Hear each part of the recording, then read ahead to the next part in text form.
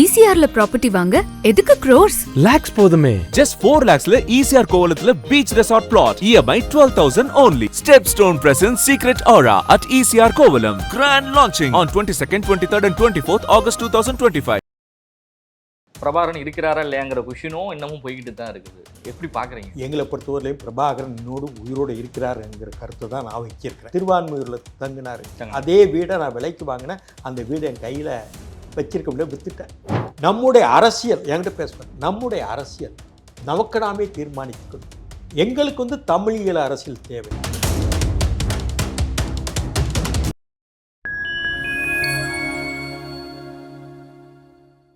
Fine time மீடியாவோட ஒரு special இன்டர்வியூவில் ஒரு சிறப்பு விருந்தினராக நம்முடைய தமிழ்நாட்டினுடைய ஒரு மூத்த அரசியலாளராக இருக்கக்கூடியவரும் பன்முகத்தன்மை கொண்ட திரு KS ராதாகிருஷ்ணன் சார் அவர்கள் நம்முடைய இணைந்துள்ளார். கேட்பதற்கான கேள்விகள் நிறைய இருக்கின்றன. வாருங்கள் நிகழ்ச்சிகள் சொல்லலாம். வணக்கம் சார். பிரபாகரன் பற்றி அந்த பேச்சுகள் அடிக்கடி வர்றதும் எல்லா இடங்களும் சொல்கிறதெல்லாம் நம்ம கேள்விப்பட்ட ஒரு விஷயம்தான் சார். பிரபாகரன் இருக்கிறாரா இல்லையாங்கிற கொஷினும் இன்னமும் போய்கிட்டு தான் இருக்குது. எப்படி பார்க்குறீங்க? எங்களை பொறுத்தவரையிலையும் பிரபாகரன் இன்னோடு உயிரோடு இருக்கிறாருங்கிற கருத்தை தான் நான் வச்சிருக்கிறேன். வைக்கிறீங்க? காசி ஆனந்தனோ நெடுமாறனோ நாங்கள் எங்கே சார்ந்தவங்களை பிரபாகரன் உயிரோடு இருக்கின்றார், அதற்கான நேரம் வரும்போது வருவார் என்று எங்களுடைய கருத்தை சொல்லி கொண்டு வருகிறோம். அது வேறு விஷயம். பிரபாகரன் தமிழ்நாட்டில் 1977 87 வரைக்கும் இருந்த நாட்களில் என் கூட தங்கியிருந்திருக்காரு. நான் தினமும் அவரை சந்திப்பேன். என்னை விட்டு கல்யாணம் ஆன பிறகு திருப்பூரில் கல்யாணம் எல்லாம் நடந்தது, போயிருக்கோம். அது பிறகு திருவான்மையூரில் தங்கினார். அதே வீடை நான் விலைக்கு வாங்கினேன். அந்த வீடு என் கையில் வச்சிருக்க முடியாது, வித்துட்டேன். அவர் தங்கியிருந்த வீடத்தை விலைக்கு வாங்கினேன், வித்துட்டேன். ஏன்னா எனக்கான பொருளாதார சிக்கல், அரசியலில் அவ்வளவு செலவு பண்ணி அந்த வீடை விற்கக்கூடாதுன்னு விற்றுட்டேன். இந்த வீடு தான் எனக்கு மிச்சம் இருக்குது அரசியலில். சினிமா நடிகை தேவிகாவும் ஸ்ரீவித்யாவும் வாங்கி கொடுத்தாங்க இந்த வீடை. ஸ்ரீவித்யா என் கூட ரொம்ப நெருக்கமாக இருந்தாங்க. அப்படி ஒரு நெருக்கம். அதனால தான் நீ பழைய அந்த ஃபர்னிச்சர்லாம் அப்படியே வச்சுட்டு இருக்கேன். அதே கீழையும் மேலேயும் ஃபர்னிச்சர் அந்த பாருங்கள், அந்த சேர்லாம் அதுக்காக தான் வச்சுட்டு இருக்கேன். கண்டிப்பாக பிரபாகரன் இருக்கார். பிரபாகரனை பற்றி இங்கே தெரிந்தவர்கள், அவர் முற்றும் அவரை பற்றி அறிந்தவர்கள் இங்கே தமிழ்நாட்டிலேயே எத்தனை பேர்னா ஒரு 10 பேர் தான் இருப்போம். 10 பேர் தான். கோவை ராமகிருஷ்ணன், நம்ம குளத்தூர் மணி, பழநெடுமாறன், நான், இப்படி ஒரு 10 பேர் தான் இருப்போம். வைகோ அங்கே போனார். வைகோ என்னையால் தான் அவருக்கு அறிமுகம். ஏன்னா அவருடைய பிரபாகரன் என்ன சொல்வார்னா, நம்முடைய அரசியல் என்கிட்ட பேசுவார். நம்முடைய அரசியல் நமக்கு நாமே தீர்மானிக்கணும். எங்களுக்கு தமிழியல் அரசியல் தேவை. அதே மாதிரி இப்போ அண்ணன் நீங்கள் சுதந்திரம் வாங்கிட்டீங்க நாட்டில், உங்களுக்கு சுயமரியாதை, நீங்கள் விரும்புகின்ற பாதை, நீங்கள் விரும்புகின்ற வழியில் இடையூறு இல்லாமல், தலைமை இடையூறு இல்லாமல் பணி செய்கின்ற பாதையான ஒரு அரசியல் நீங்கள் எடுத்துக்கலாம். அரசியல் என்பது விருப்பமான வழி, அது நியாயமாக இருக்க வேண்டும், நேர்மையாக இருக்க வேண்டும். இப்படித்தான் என்கிட்ட சொல்லியிருக்கிறார். எங்களுக்கு தமிழ் ஈழம், எங்கள் மக்கள் தவிக்கிறாங்க. நாங்கள் 2ஆம் தர குடிமகன்கள், எங்களுக்கு தனி நாடு வேணும். இந்தியா விடுதலை பெற்றுச்சு. இப்போ அண்ணன் நெடுமாறன் காங்கிரஸில் இருந்தார். இந்திரா காந்தியை உயிரை காப்பாற்றின மாதிரி மைடியர் சன்னு அழைச்சாங்க. இப்போது அவர் சுயமரியாதையோட அரசியல் நடத்துகிறாரு. அதனால் தனி கட்சியாக அங்கேருந்து தனியாக நடத்துகிறார். அது மாதிரி எதிர்காலத்தில் உங்களுக்கு என்ன பிடிக்குதோ, உங்களுக்கு எது சீராக இருக்குதோ, இது நியாயமாகப்படுதோ, அந்த அரசியல் பாதையில் யார் வேணால் எப்படி வேணால் போகலாம். கொள்கைகள் வித்தியாசப்படலாம். ரைட்டு லெஃப்ட்டு, இடது வலது, மத்தி 3 விதமான கொள்கைகள் இருக்குது. இடதுசாரிகளும் இருப்பாங்க, வலதுசாரிகளும் இருப்பாங்க. ரெண்டையும் சேர்ந்த கலவையாக மத்தியில் இருப்பாங்க, சென்ட்ரலிஸ்டாக இருப்பாங்க.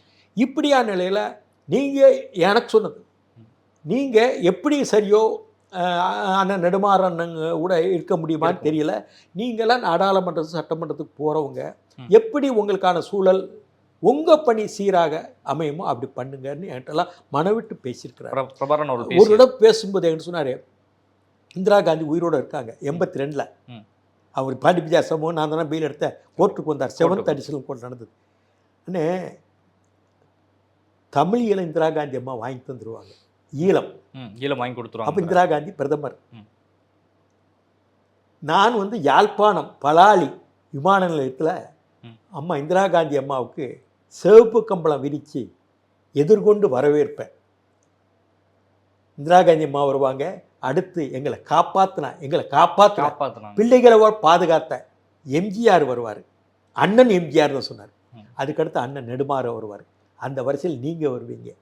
உங்களுடைய பத்திரிக்கையாளர் தோழி அனிதா பிரதாப் 4 பேரை தான் சொன்னார். இந்த 4 பேரை தான் சொன்னார், வேறு யாரையும் சொல்லல. இது 82ல் சொன்னது. இந்திரா காந்தி 82ல உயிரோட இருக்கும்போது சொல்ற விஷயம். 83 கலவரங்க முன்னாடி சொன்னது. அப்போ திண்டுக்கல்ல ட்ரைனிங் கேம்ப்லாம் நடத்திட்டு இருக்காங்க. அவ்வளவு நெருங்கி பழகினவன் நான் வந்து பிரபாகரன் டமாரா அடிச்சுக்கிறதே கிடையாது. பிரபாகரன் பார்க்காதார்கள்லாம் உயிர்மீச்சியாக பேசுகிறாங்க பலர். அதான் வேடிக்கையாக இருக்குது. இதுதான் நிலைமை. பிரபாகரன் வர வேண்டும், தமிழீழம் மலர வேண்டும், மாற்று கருத்துங்க இல்லை. நான் வேறுபடலாம். திமுகவில் இருந்தேன். அவங்க தமிழீழத்தை டெஸ்ஸோவை நான் தான் நடத்தினேன். 2வது டெஸ்ஸோ ஸ்டாலினே லண்டனுக்கெல்லாம் கூப்பிட்டு போனேன். டெஸ்ஸோ நடத்தி அப்புறம் ஐநா சபைக்கு போனால் அதுக்கு ஆவணங்கள்லாம் தயார் பண்ணி கொடுத்தேன். அதனால் எங்களை பொறுத்தவரை தமிழீழம் தான் ஒரு தீர்வுன்னு நான் இருக்கேன். எங்கே போனாலும் அதனால என்ன விளைவுகள் வந்தாலும் நான் அதை பற்றி கவலை இல்லை. நான் அதில் வந்து தமிழீழம்ங்கிறது ஈழத்தமிழர் பிரச்சனையில் தெளிவாக இருக்கின்றேன். புரியுதா? அப்படியே நாங்கள்லாம் பிரபாகரன் இருந்த ஆளுக்குங்க. இவங்க இன்னைக்கு பிரபாகரனை பேசலாம் செய்யலாம், அது வேற விஷயம். இவங்க யாராவது வந்து அங்கே போய் 5 நிமிஷம் 10 நிமிஷம் போட்டோ எடுத்துக்கலாம். பார்க்காத ஆட்களும் பேசுகிறாங்கன்னா பேசட்டும். ஒரு தலைவரை யார் வேணால் பேசலாம். நான் காந்தியை பார்க்கல, காந்தியை பேசுகிறேன். காந்தி படம் இருக்குது.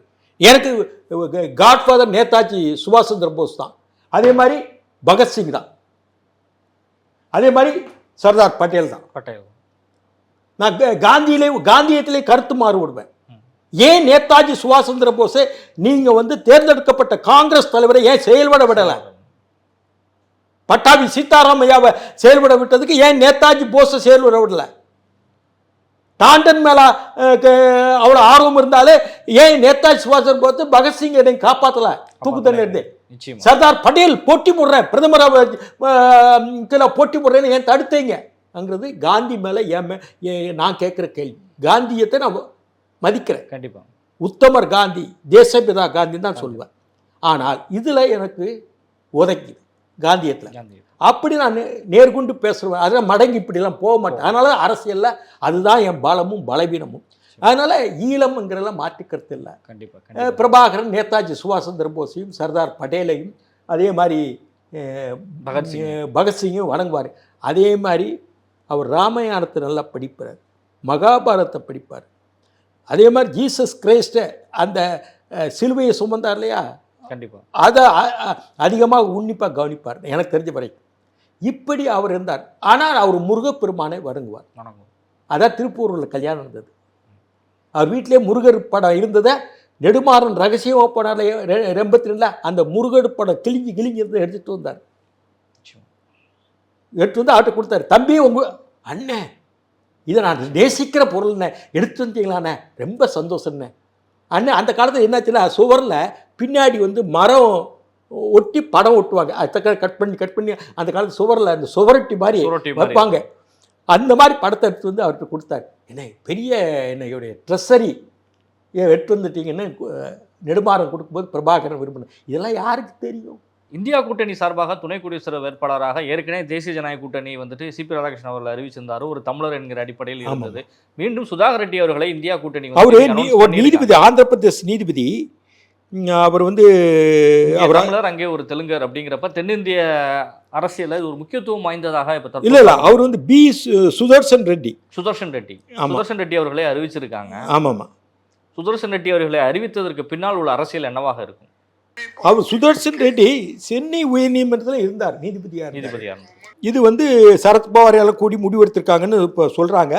இவர் சென்னை உயர்நீதிமன்றத்தில் சுதர்சன் ரெட்டி இருந்தார், நீதிபதி, தலைமை நீதிபதியாக இருந்தார். இவர் வந்து எதுக்காக பண்ணியிருப்பாங்கன்னு தென் மாநிலத்தில் நாங்களும் போட்டிருக்கோம், தமிழ்நாட்டில் அவங்க போட்டிருக்காங்களா, ஆந்திரா வந்து போட்டிருக்கோம். இப்போ ஆந்திரா அரசியல் ஒரு இதை ஏற்படுது. சந்திரபாபு நாயுடு அவருக்கு ஓட்டு போடணுமே, ஒரு நெருக்கடிக்கு வந்து சந்திரபாபு நாயுடு அவருக்கு ஓட்டு போடணும்னு வருவாங்க இல்லையா, அதுக்காக ஒரு சிக்கலை உருவாக்குறதுக்காக இது பண்ணியிருக்காங்க. இது ஆரோக்கியமான சூழ்நிலை அல்ல. நிச்சயமா சார், உங்களுடைய நேரங்களை ஒதுக்கி ஃபைன் டைம் மீடியாவுடைய நேர்காணலில் பல்வேறு கேள்விகளுக்கு பதில் தந்தமைக்கு நன்றி சார். நன்றி.